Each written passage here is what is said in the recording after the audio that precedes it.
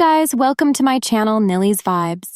Today's question: 2025 में इस मंदी के दौर में शांत कैसे रहें? हेलो एंड हाय फ्रेंड्स, आशा है कि आप सब बहुत अच्छा कर रहे हैं। आज के समय में एक निश्चित बिंदु पर हम अपने जीवन, प्रियजनों और वर्तमान और भविष्य की आर्थिक स्थितियों के बारे में थका हुआ या तनाव महसूस कर सकते हैं, क्योंकि लोग इस पर बहुत जोर देते हैं। मंदी एक ऐसी बड़ी समस्या है या एक राक्षस है जो व्यक्ति के मन और उससे जुड़े जीवन पर कब्जा कर लेता है। हमें अपने समाज के इस कठिन दौर में एक दूसरे को समझना चाहिए।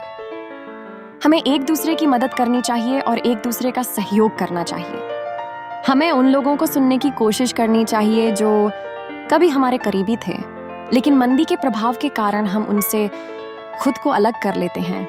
लेकिन इसके बजाय हमें उनकी स्थितियों को समझने की कोशिश करनी चाहिए और उन्हें एहसास दिलाना चाहिए कि वे वास्तव में हमारे लिए मायने रखते हैं, क्योंकि यह पूरी दुनिया के लिए बहुत ही महत्वपूर्ण समय है।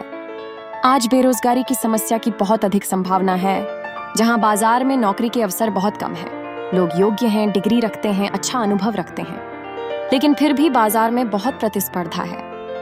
कई छात्र अपनी पूरी रात पढ़ाई में बिताते हैं, अपने अकादमिक में सर्वश्रेष्ठ ग्रेड प्राप्त करने के लिए दिन रात मेहनत करते हैं, लेकिन अब उन्हें क्या मिलता है?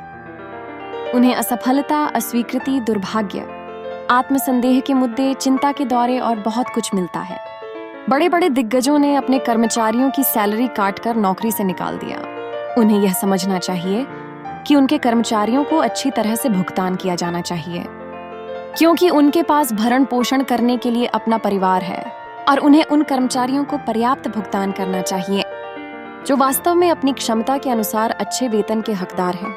इस समय में लोगों को यह समझना चाहिए कि यह हम सभी के लिए कठिन समय है और हमें इसका सामना बहुत साहस, शांति और धैर्य के साथ करना चाहिए, और अपने लोगों को तब नहीं निकालना चाहिए जब उन्हें आपकी सबसे अधिक आवश्यकता हो। बेरोजगारी मानसिक स्वास्थ्य समस्याओं, अवसाद, चिंता और क्रोध के मुद्दों का कारण बनती है। कई लोग इस समस्या के कारण आत्महत्या कर लेते हैं और कई लोग धोखाधड़ी की गतिविधियों को करने का प्रयास करते हैं, जिसके परिणाम स्वरूप साइबर अपराध होता है और अन्य लोगों के जीवन का शोषण होता है। यह कानून के तहत दंडनीय अपराध है, इसलिए हमें इस सब के बारे में पता होना चाहिए। आप गलत तरीके से हो रही चीजों के बारे में उदास हो सकते हैं, लेकिन अगर आप दोस्तों, परिवार के सदस्यों और शुभचिंतकों की अच्छी संगति में हैं, तो वह व्यक्ति उस स्थिति से आपको बहुत अच्छी तरह से बाहर ला सकता है। मेरी तरफ से सभी मित्रों को कुछ सुझाव कि एक हर दिन बुरा दिन नहीं होता और हर दिन अच्छा दिन नहीं होता, इसलिए अपने जीवन को शांत और शांत तरीके से जिएं। तो हमेशा अपने आशीर्वादों का गिनें, क्योंकि आशीर्वाद असंभव चीजों को संभव कर सकते हैं। 3. ईश्वर पर विश्वास और खुद पर भरोसा रखें, क्योंकि प्रार्थना के सहारे आप कुछ भी कर सकते हैं। 4. अपनों के साथ हमेशा सब्र रखें। 5. अन्य लोगों की वर्तमान परिस्थितियों के लिए आलोचना न करें, क्योंकि वे अपने जीवन में कठिनाइयों का सामना कर रहे हैं। इसके विपरीत हमें उनकी मदद के लिए वहां होना चाहिए, क्योंकि कभी-कभी लोग अपनी लड़ाई से चुपचाप पीड़ित हो जाते हैं। हमेशा अपने और दूसरों के बारे में भी अच्छा सोचें। हम सब मिलकर इस दुनिया को रहने के लिए एक बेहतर जगह बना सकते हैं। भगवत गीता में श्री कृष्ण ने कहा है कि समय अच्छा हो या बुरा, इस बात का हमेशा ध्यान रखें, यह समय भी गुजर जाएगा।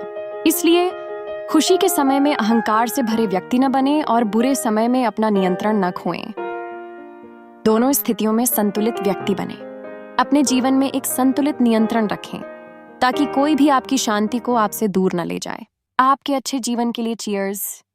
Today's quote: आशा मंदी की सार्वभौमिक मुद्रा है, इसे बुद्धिमानी से निवेश करें।